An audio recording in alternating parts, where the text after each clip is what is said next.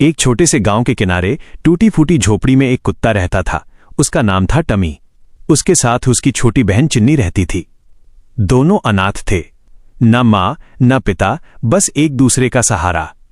Tummy रोज सुबह गांव की गलियों में घूमकर लोगों के घरों से बचा हुआ खाना ढूंढता। कभी किसी की दुकान के आगे पहरा देता तो कोई उसे रोटी दे देता। जो कुछ भी मिलता वो पहले चिन्नी को खिलाता, फिर खुद खाता।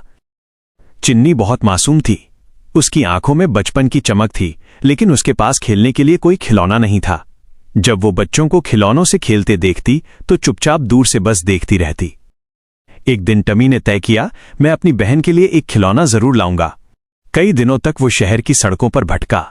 आखिरकार उसे कूड़े के ढेर में एक टूटी लेकिन रंगीन खिलौना गाड़ी मिली। टमी ने उसे मुंह में उठाया, साफ किया और खुशी खुशी घर ले आया। चिन्नी ने जैसे ही गाड़ी देखी उसकी आंखें चमक उठीं। वो पहली बार एक छोटे से गांव के किनारे टूटी फूटी झोपड़ी में एक कुत्ता रहता था। उसका नाम था टमी। उसके साथ उसकी छोटी बहन चिन्नी रहती थी। दोनों अनाथ थे, न मां न पिता, बस एक दूसरे का सहारा।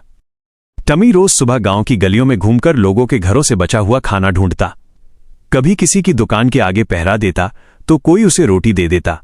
जो कुछ भी मिलता वो पहले चिन्नी को खिलाता, फिर खुद खाता। चिन्नी बहुत मासूम थी।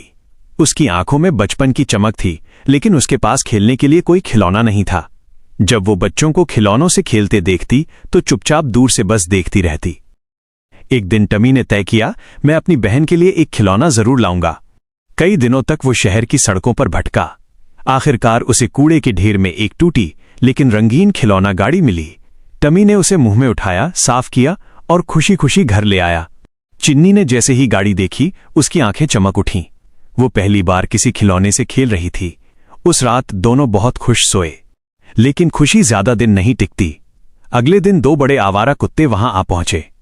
उन्होंने चिन्नी के खिलौने को देखा और मजाक में उसे मुंह से उठाकर जमीन पर पटक दिया। खिलौना गाड़ी टूट गई। चिन्नी डरकर रोने लगी। टमी गुस्से से उन कुत्तों के सामने खड़ा हो गया, लेकिन वे ताकतवर थे। धक्का देकर वे चले गए और पीछे रह गई टूटी गाड़ी और रोती हुई चिन्नी। टमी ने धीरे से टूटी गाड़ी उठाई। उसकी आंखों में आंसू थे, लेकिन उसने चिन्नी से कहा, रो मत, मैं इसे फिर से ठीक कर दूंगा और अगर ना भी हुआ तो मैं तुझे फिर एक नई गाड़ी ला कर दूंगा। उस रात टमी टूटी गाड़ी के पास बैठा रहा। उसे जोड़ने की कोशिश करता रहा। उसकी पंजों से खून निकल आया, लेकिन उसने हार नहीं मानी। सुबह सूरज निकला तो गाड़ी पूरी तरह सही तो नहीं थी, लेकिन फिर भी चल रही थी। टमी ने गाड़ी चिन्नी के सामने रख दी। चिन्नी मुस्कुराई और वही मुस्कान टमी के लिए दुनिया की सबसे बड़ी जीत थी।